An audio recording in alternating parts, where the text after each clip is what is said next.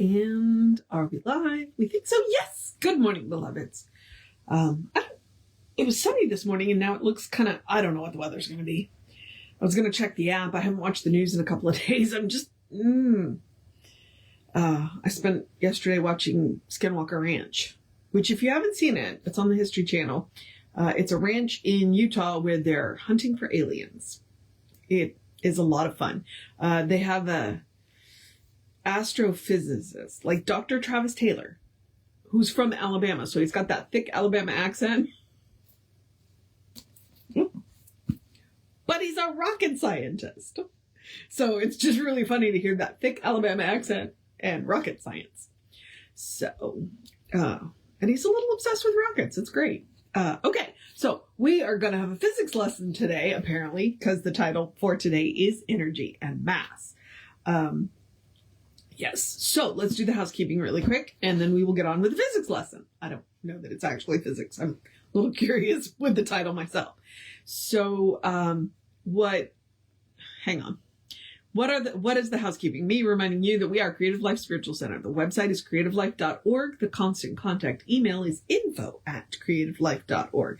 If you will email that will get you one email a week, unless something unusual happens, that lets you know what's going on for the week and the month, and the hot links are hot. So if it says click here now, it'll take you right to the information you want. Or the person that can help you get it, just in case it's one of those situations. And then the, hold on, sorry. Where are we?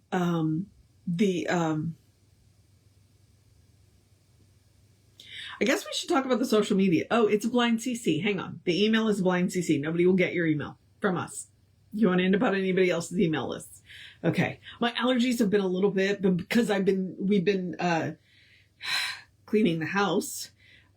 We've been stirring up a lot of dust. So my allergies are like, and I went through a dusty box today. So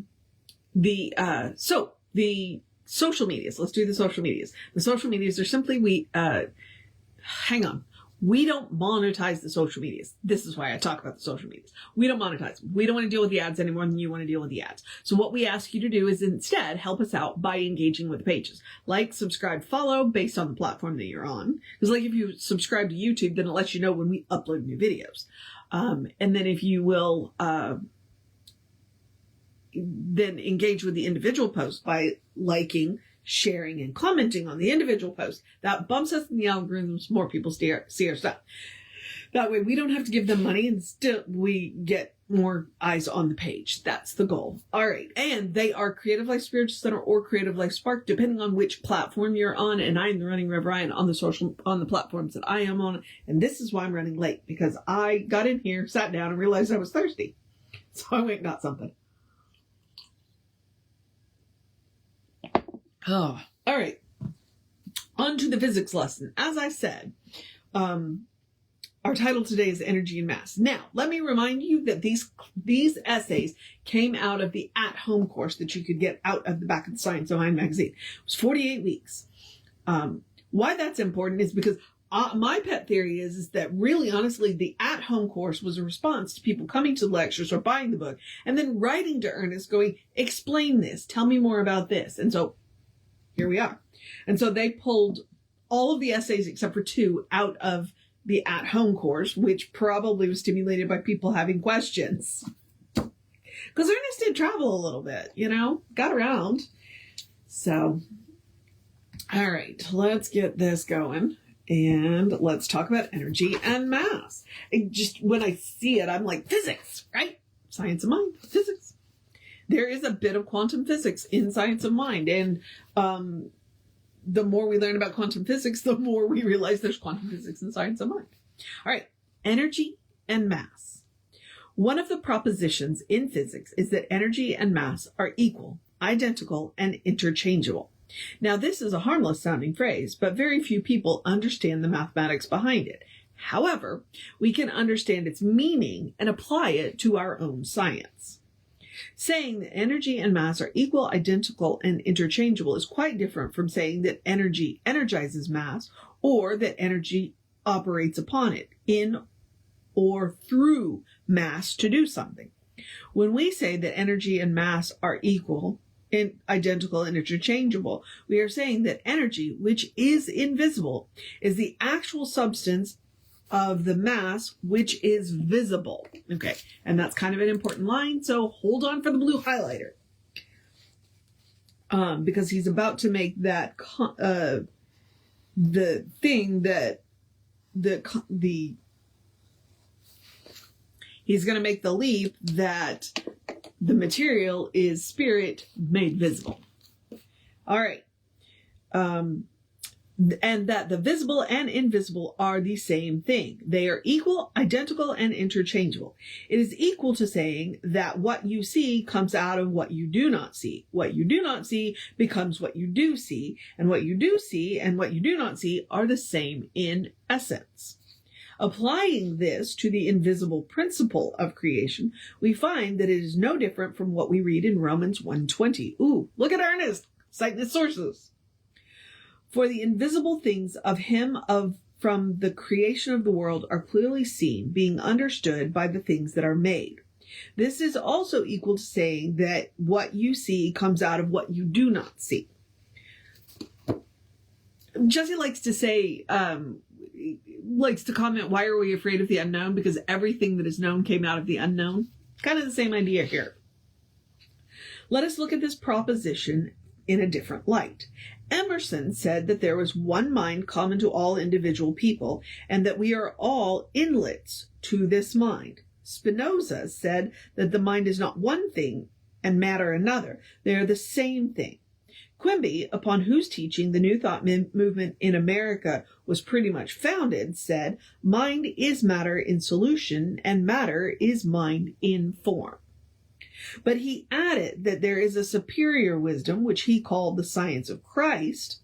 Mind as matter and matter as form are the substance that this superior wisdom uses. Look at Ernest citing all of his sources. I'm proud of him. He doesn't do that very often. He'll quote things and you're like, wait, what? I like the way Emerson said we are all inlets for this mind. Kind of like Troward's divine distributors. We're all divine distributors. Emerson says we're all inlets for the one mind. Okay, back to the reading. It is of great importance that a student of this science understand the meaning of these rather abstract statements, that they reduce them to their utmost extremity and accept them as part of the basic principle. They must be careful not to become so absorbed in some mystical or imaginative concept that they will be too confused or too far away from reality to think straight.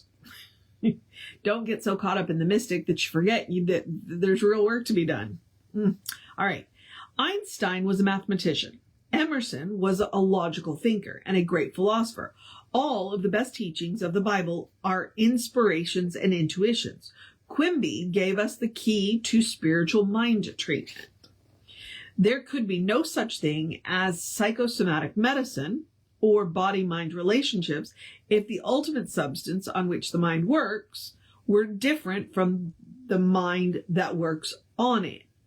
A spiritual treatment is not a process whereby thought spiritualizes matter or materializes spirit. Your thought can have no effect for in or around or through anything if it is unlike the thing that it affects. Whoa. He's making me work for this one today. I don't know about you. Okay.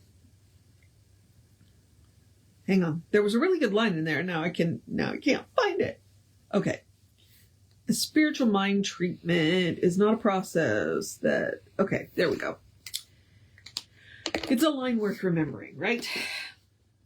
50 years ago, to have said, well, I don't know when this... He was writing in, like, he published The Science of Mind text in 1927. So when he says 50 years ago, that could be 100 years ago. 50 years ago, to have said that mind and matter were the same thing would have caused people to think that one might be slightly out of balance mentally.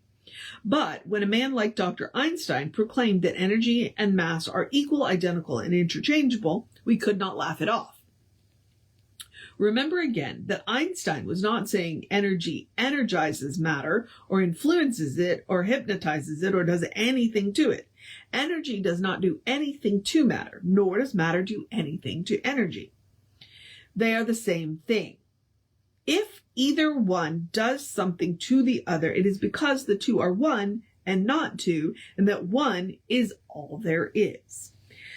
Let us then apply this simple but abstract, profound but understandable proposition to our own science. Thought does not energize matter, nor does thought restore matter or material form to a material harmony. There is no material universe. That's a statement. There is no material universe. This is true whether we are dealing with the science of mind or Einstein's equation. Physical science no longer deals with a material universe. It deals only with a universe of undulating waves or streams of particles in some mysterious way hitched to a continuum or endless stream of time. The sequence is not bound necessarily by any law of cause and effect, such as science used to deal with, because at any moment it can be changed. This is no attempt at a scientific or technical explanation of the new physics, which is basically, they were headed into quantum physics there. But it is a new picture drawn for our imagination, and we might as well lay a hold of it and apply it to our own science. For our philosophy is no more to be laughed off than is theirs. The time to laugh at one who deals with the science of mind passed on when physics discarded the theory of a material or mechanical universe. All right then. Translating the term energy and mass into terms of mind and matter, we have the same equation. But continuing with Quimby's theory that mind in solution and mind in form are the same thing, and that they constitute the matter of a superior wisdom, which he called the science of Christ. We see that we are using a force and energy that are both visible and invisible. We are using them in such a way as to cause the invisible to become visible and the visible to become invisible. As Jesse says, things are always coming out of spirit into material, into matter, and going from matter back into spirit. It's a constant process. Einstein equation does the same thing in effect because it views energy and mass as equal, identical, and interchangeable. But we must also take into consideration that which views it. That would be the witness. Or as he says, the physicist, the person. Here is one of the finest points in spiritual mind healing and in using the science of mind. Just as energy does not energize mass, but is mass or energy in form, so our science there is considered to be no different so in our science, there is considered to be no difference between the thought and the thing thought of or about. One becomes the other. However, we must realize that back of all form, or at the center of all creation, there must be a divine pattern, which is the reality of that thing. What we change is not the reality, but our perception of it. Or, quoting Ecclesiastes 7:29, "Lo, this only have I found, that God hath made a person upright, but they have sought out many inventions." What? Okay, he just quoted a Bible quote. See, this is that Bible quote right there is where Reverend Norm, I love Reverend Norm. I miss Reverend Norm. Because one of the things that Reverend Norm said is with Bible quotes is always take them in context. Always, always, always take them in context. When you take them out of context, then you have no idea what they were referring to. I'm not familiar with that Bible quote. Even in the context of the pair, it doesn't make sense to me. So, Reverend Norm of blessed memory would remind you to go read the rest of the chapter. Go read a few lines before and read a few lines after to see what he was talking about. I'm quite sure that Ernest was using it correctly because Ernest was a Bible scholar. So, energy and mass, same thing. And one of the laws, is it a thermodynamics? Each energy can neither be created nor destroyed. Well, if energy and mass are the same thing, then even if mass goes back to its original form, which is energy, it's still not destroyed. It just changes form. Therefore, when we give up this material form, we are just changing form. We were not created, we cannot be destroyed, we simply change form. And that is heavy on my mind today because there's a memorial today. A celebration of life. And boy, it's going to be a celebration. So, yeah. Energy and math. I wasn't expecting him to give us quite as much of a physics lesson as he did. And there's a question on whether or not, because Einstein and Ernest Holmes were contemporary. The question becomes if Ernest ever met Einstein, and we don't know. Because he wrote a couple of articles about Einstein. Obviously, he talks about Einstein. He was familiar with his work, but we don't know if he ever met Einstein. He never actually came out and said, hey, I met Einstein. So we don't know. We don't know. All right, beloveds, that is energy and mass. And that's what I told you. He's going to tell you energy and mass, same thing. Spirit and mind, or, material form and same thing. That was the idea. All right, beloveds, I'm going to move into the process of my day because I need to go eat breakfast. So I'm going to encourage you to have a great day, a wondrous day, a fantastic day, a magical day, an enchanted day, a wonderful day, an awesome day, an amazing day. A take care of business day. A you got this day. A it'll all be okay day. A you've got the energy for this today. You and enjoy the weather day. A clean out one of those corners day. A take a nap day, take a break day, and eat something amazing day, a be with your community day, a cuddle your fur babies day, a take a break day, a it's okay to cry day, a good day, and if that is too much pressure, simply have a day. You are enough, just as you are. You're a beloved expression of the divine. You are spirit in motion, God in action, a brilliant light, a divine spark, a beautiful masterpiece, and a work in progress at the same time. Did I say you were a beloved expression of the divine? Because I mean it. And as Reverend Jesse likes to call us, you are a godling. All right? Explore the truth of your being. Get to know who the divine knows you to be. Because the divine knows you to be good. It's all the divine knows. And from there, anything is possible. Anything at all. All right, beloveds. Reverend David should be on around 5. I will be back with you around 9-ish tomorrow. There is a service today. Then, like I said, after the service, there will be a memorial. So, it is for Mel T.